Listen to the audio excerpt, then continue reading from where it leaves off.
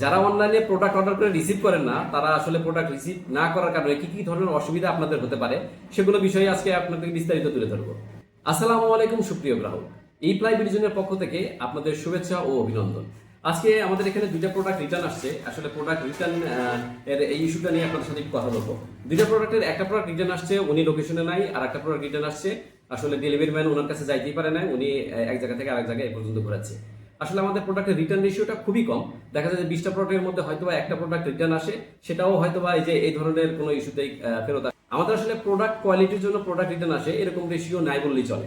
এখন অনেকে মনে করেন যে প্রোডাক্ট যদি আমি রিটার্ন পাঠাই সেক্ষেত্রে আমাদের তো আর কোনো ঝামেলা নাই, আমরা তো পুরো রিটার্ন পাঠাইছি, আমাদের কোনো টাকাও গেল না, ডেলিভারি চার্জও দিলাম না, হয়ে গেল।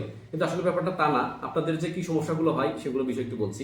প্রোডাক্ট রিটার্ন করলে মানে প্রোডাক্ট যখন আপনি অর্ডার করেন তখনই কিন্তু প্রোডাক্টের একটা লিস্ট আপনার নাম, ঠিকানা এবং ফোন নাম্বার হয়ে যায়।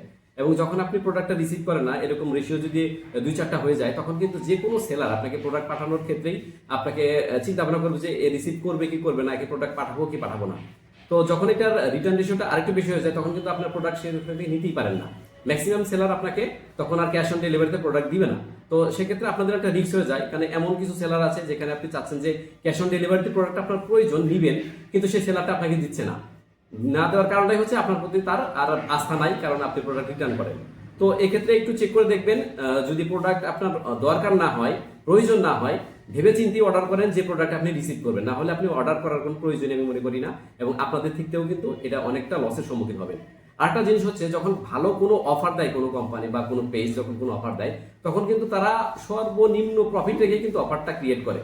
এবং আপনাদের যখন সেই প্রোডাক্টের রেশিও দেখে যে এই লোকটা প্রোডাক্ট রিসিভ করে না, তখন কিন্তু আপনাদের জন্য সেই অফারটা ওনারা পাঠাই না, বা ওনারা যখন আপনি অর্ডার করতে চান ওনারা কিন্তু আপনাদের অর্ডারটা নেয়ই না। কারণ হচ্ছে আপনি রিটার্ন করেন, ওখানে লাভই খুবই সামান্য পরিমাণ। আপনার রিসিভ করবেন না এই ব্যাপারটা মোটামুটি নিশ্চিত হওয়ার পরে সে আর কোনোভাবেই রিস্ক নিতে চায় না, আপনাকে প্রোডাক্ট পাঠায় না। এবং ভালো ভালো অনেক ই কমার্স ব্যবসায়ী আছে যারা কিন্তু এই ধরনের রিটার্ন রেশিও যাদের আছে তাদেরকে ব্লক করে রাখে এবং তাদের সাথে কোনো বিজনেসই যায় না। আচ্ছা, আরো কিছু জিনিস হচ্ছে, এটা মোস্ট ইম্পর্টেন্ট একটা পার্ট, সেটা হচ্ছে যে এমন কিছু প্রোডাক্ট রয়েছে যে প্রোডাক্টগুলো আপনি অনলাইন ছাড়া পাচ্ছেনই না, আপনার খুব প্রয়োজন, যেটা কিন্তু লোকাল শপ বা আপনি এদিক সেদিক খুঁজেছেন আপনার এরিয়াতে, সেখানে কিন্তু আপনি পাচ্ছেন না, অনলাইনে পাওয়া যাচ্ছে।